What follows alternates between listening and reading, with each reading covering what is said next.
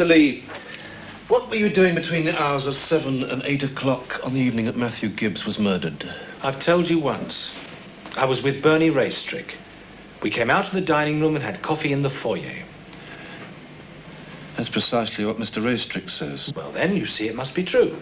However, we know that he's lying. He's lying, and so are you. Oh. We have a witness who will swear that you were not together for all that time. At 7:45, you left Mr. Raystrick and took the lift. Well, he's wrong, whoever he is. She's a lady called Felicity Curran. And no, she's not wrong. Your friend Raystrick started a conversation with her after you'd left. There's something else as well. When we spoke earlier, you wanted me to believe that you didn't know Matthew Gibbs. You said you'd never met him before in your life. Now, that wasn't exactly true, was it? I met him once or twice before. Well, he was a friend of yours. Well, not exactly a friend. Well, a colleague, a business acquaintance. Business? Yes. The sort of business that Matthew Gibbs was running from his hotel room. I don't know what you're talking about. Mr. Lee, we know more about Matthew Gibbs' activities than you think. We know why he went to that hotel and why he'd been to others in the area. Now, let me remind you that we are talking about murder. I don't know anything about that. Then you better tell us what you do know about. Not murder, anyway. What then? You know about the video business. You tell us. Gibbs used to make pirate video cassettes. I used to buy them from him and sell them again overseas. Who else used to do it? I don't know any names. I think they were other airline crew. But he was extremely careful to see that we didn't meet. He was worried that we discussed prices, I suppose. So we all used to see him at different times. And your time was 7:45? Yes. Just about the time that he was murdered? I told you I don't know anything about that. He was all right when I left him. You really expect us to believe that? It's the truth. Is it? Well, that would make a change. Everything else you've told us so far has been a lie. You lied about not knowing Gibbs. You lied about going to see him. And I think you're lying now. I'm not. Then why did you tell us you hadn't seen him? Why did you say that you hadn't been to his room? Because I didn't want you to find out about the video business, of course. So I had to be pretty careful. Otherwise, I'd lose my job and... It's not just a question of your job. We're talking about murder. Why was Matthew Gibbs carrying a gun? Was he? I didn't see it. Did you ever see him with a gun? No. Did you notice the gun when you went to his house? Whose house? Gibbs! I've never been to his house. I don't even know where it is.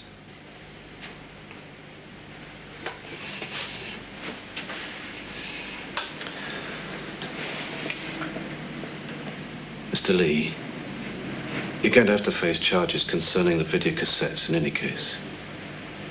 But they're not going to be as serious as a murder charge. I don't know anything. Now, I want you to think about that carefully. The more you can help us, the more we can help you. So if you didn't kill Gibbs, who did? I don't know. So we've broken his alibi. We've still got no witnesses and hardly any evidence. There were no fingerprints on that gun, don't forget. So we can't charge him? No. It would be nice to look at his flat, though. And his bank account, if that's possible. Hello, Bernie. It's me. I'm still at the airport. And the police have been talking to me again. I told them I'd been up to Gibbs's room the night he was shot. You told them? What? You idiot. And where does that leave me? If they know you've been lying, they must know I've been lying as well. Well, so thanks very much. Thanks very much for nothing.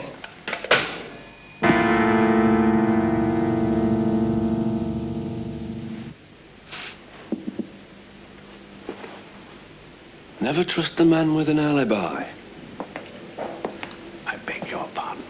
Oh, hello, Mr. Stenhouse. I thought you were having lunch. So I see. That didn't look like work to me. No, well, it's not really. I found it over there. It's quite interesting. And how often do you sit here looking at that stuff? Hardly ever. Only occasionally. Every now and then. Well, quite often, I suppose. I see. This is an office, Billy, not a cinema. Yes, Mr. Stenhouse, I know. You're a dreamer, Billy. Yes, Mr. Stenhouse, I know. Only sometimes, though. Too often for my liking. The point is, I hardly ever see you working. You're lazy. You want everyone else to do all the work for you. Oh, but that's not true. Everyone else gets all the interesting work. I get all the boring work. Anyhow, it's my lunch hour. You normally go to some nice restaurant, don't you? Well, I don't earn enough money for that. I have to stay in this office every day with a sandwich or an apple or something like that. I'm not stupid, you know. I've got talent, I've got a brain. But in this job, I'm never allowed to use it. So don't accuse me of being lazy, because I'm not lazy. I'm just frustrated. If anyone's looking for me, Corinne, tell them I'm out. What's the matter with him? Oh. Corinne, take a letter. Yes, Mr. Stenhouse. It's to William Barker. William Barker. Oh, you mean Billy? Yes. Dear Mr. Barker. Shall I make that dear Billy? Sounds more friendly, doesn't it? This, Corinne, is not going to be a friendly letter. It's nearly always better to tell people what you think. Directly, openly, honestly. After this, Ted Stenhouse will respect me. He'll start to recognize that I'm a very talented person. Yeah, I'm glad I told the truth. I cannot tell a lie. That's what George Washington said, and he was given a very important job to do.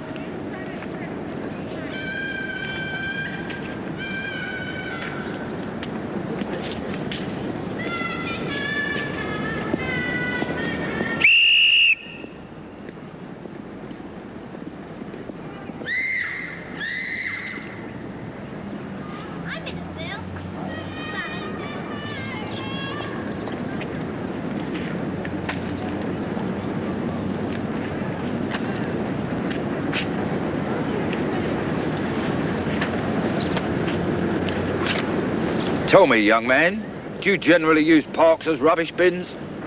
This isn't rubbish. Well, not really. If it is lying on the grass, it is rubbish. Do you enjoy life? Not when people like you come into my park, no. I frequently find young people of today have no respect for authority. When I was a boy, I scarcely had time to walk in the park. If I wasn't at school, I was out delivering newspapers or helping my father in his fruit shop. I used to get up at 6 o'clock every morning and be in bed at 10. No, the good old days, eh? No, if you'll excuse me. You do realise that dropping litter in a park is an offence? And I take a very serious view of offences committed in my park. Oh, come on. But I shall make an exception on this occasion, since I'm in a good mood today. Oh? But I won't always be so generous, so watch out. Yes, thanks. I'm really pleased you're in a good mood. It makes such a difference.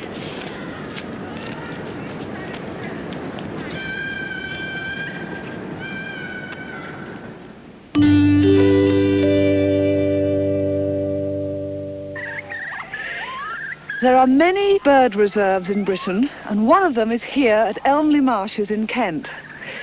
The Royal Society for the Protection of Birds, which runs this reserve, has 350,000 members, and every year more and more people are taking up bird watching. Now, of the 9,000 species of birds in the world, there are about 500 of them resident in Britain. Many of them stay here all the year round, but others find our winters too cold and emigrate to warmer climates. Others come from colder climates, from Siberia and Scandinavia, to spend their winters here. These marshes are a huge, extensive area at the mouth of the rivers Medway and the Thames, and for years they've been a haven for wetland birds, wildfowl and waders and so on. And in recent years, the mechanical advances through machinery have made the marshes able to be drained for more profitable agricultural use. And the RSPB saw that a lot of the marshes were disappearing, and the habitat which these birds need for survival was disappearing fast. So we decided to come into this area, which is the largest bit that's left, and get quite a sizable chunk to protect for the birds that we've seen today. Can you tell me how many species you have? Well, over the course of a year, well over 100 species, perhaps 120, 130 species, but it's in sheer numbers. The huge populations that occur in winter, things like the widgeons that come in as winter visitors. Where do they come from, the widgeon? The widgeon breeds over a lot of Central Europe, Siberia, Scandinavia, even a few pairs in Britain. But most of the population comes from Siberia and that sort of area. And of course they find the winters there rather inhospitable. And along with things like the white-fronted geese and the Buick swans, they steadily make their way west through Europe, and by midwinter they appear here. And the numbers are really quite staggering. Something like 20,000 plus widgeon occur during winter, and something like regularly 2,000 white-fronted geese. It really is quite a sight. Far more than are out on the marsh at the moment. What about food? Do you provide any special or artificial food for the birds? Well, we don't provide any food at all. The natural marsh grasses and rushes and sedges and herbs are there for the birds, and a lot of them will feed on things like the larvae of dragonflies and water beetles and things like this. But we've got a seed here of a plant called sea clubrush, and not a particularly attractive looking thing, but if you start breaking these seeds open, you see there's lots of small seeds in there. Oh, yes. And those are incredibly nourishing, and they keep the birds going through winter. And if you crushed all those up, you could probably, if you got enough of them, you could probably make bread out of it. So it's just like the grains that we use ourselves. Really quite a valuable food stuff. And that's just one head of clubrush. In this huge expanse of the clubrush over there, there's countless millions of it. I wouldn't like to hazard a guess, and so that provides food. The seeds will fall onto the water. It'll get carried by the wind to the edge, and quite often on the edges where the wind's blowing, you'll get lots of ducks sort of dabbling away and feeding on these, and keeps them going through the long, hard winter nights.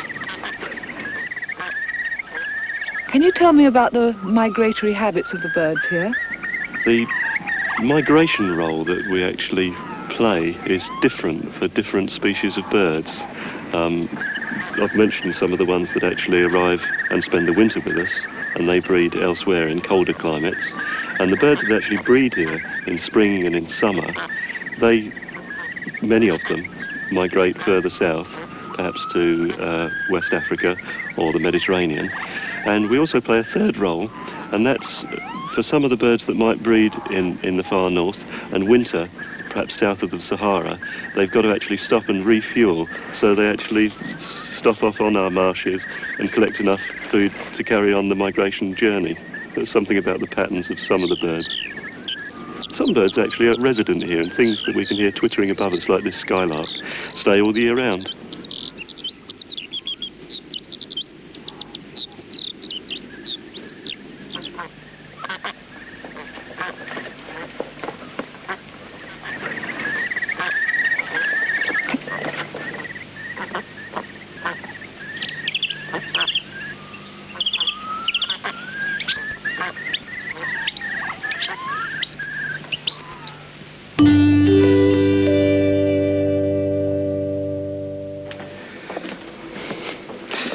My sister and I used to go to that part of the country every summer.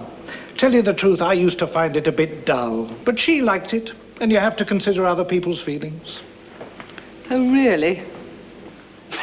No donuts today. It's not my fault, Mr. Ralston. Some days they don't deliver any. Did I say it was your fault, Mrs. Belmont? He didn't say it was your fault, Mrs. Belmont. Good. Tea? Yeah, I guess so.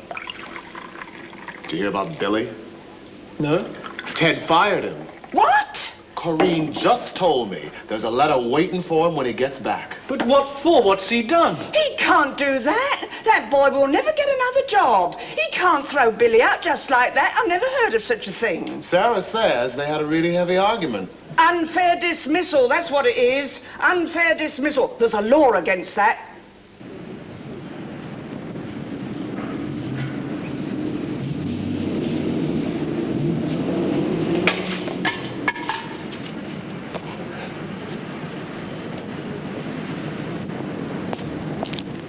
Mrs. Belmont, have you gone deaf?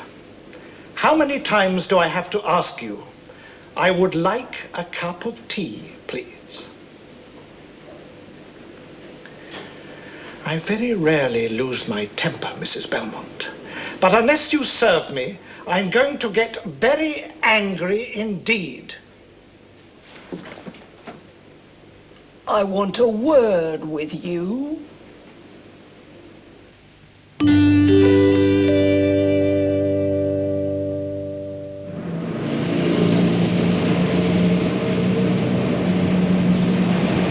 More and more people in Britain are buying their own houses. But a large percentage still live in flats or houses built and owned by the local council. In London, almost 30% of families live in council accommodation. The standard of council housing has not always been very high, but in recent years, architects have been making renewed efforts to design council housing that reflects the needs and wishes of the people who will live in them. A recent development in Covent Garden, central London, illustrates this new trend. We have a site here of 1.5 acres right in the centre of Covent Garden. The density of housing very high, 200 persons per acre, as well as shops, community facilities. A lot to get onto a site. We have a mixture here where 50% are for families and 50% are just two-bedroom flats. Mm-hmm. With that mix, we put together a basic unit, and we built up this unit. It starts from taking a family flat, which is an L-shaped flat, and the L forms the garden. So the enclosure of the L gives you this patio, on top of which is a two-person flat, a little rectangular flat. So you have an L with a rectangle on the top of it. And that is the very basic unit. It is then put together into a group of 12 flats. The L varies in its length according to the size of flat, if it's 4, 5 or 6 person flat. But that is then put together so that you get that unit once, twice, 3 times, and 4 times, giving you that grouping for half of the site. That half then is repeated on this side, so that is a mirror image of that one. How long have the flats been open to the public for and people living in them? Just over 2 years now. Are people happy living there? They, I understand, are very happy indeed.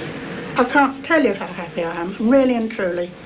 It's like heaven, honestly. I love it.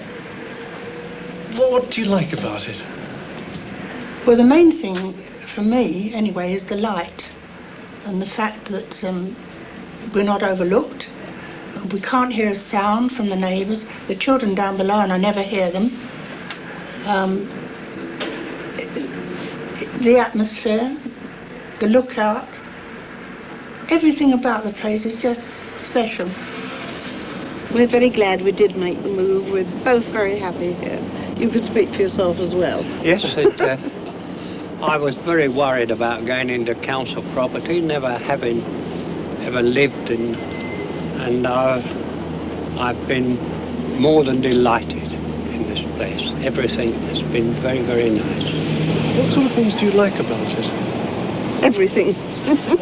Well, when you come out your front doors, you see it's in the open air. You don't feel as if you're stuck in a flat.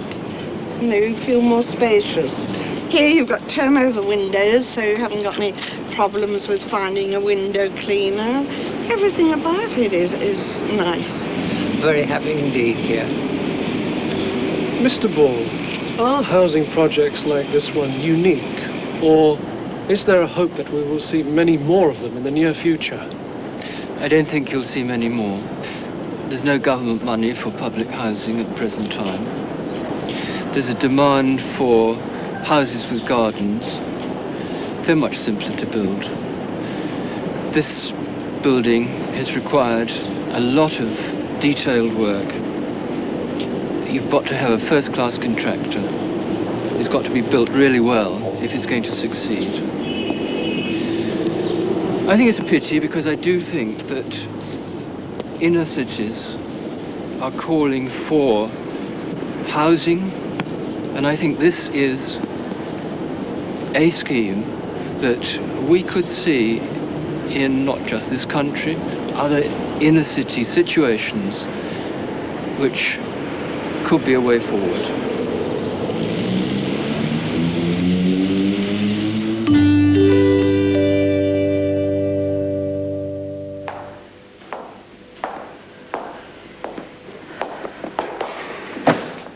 I usually enjoy my work, but not today. Yes, I know what you mean.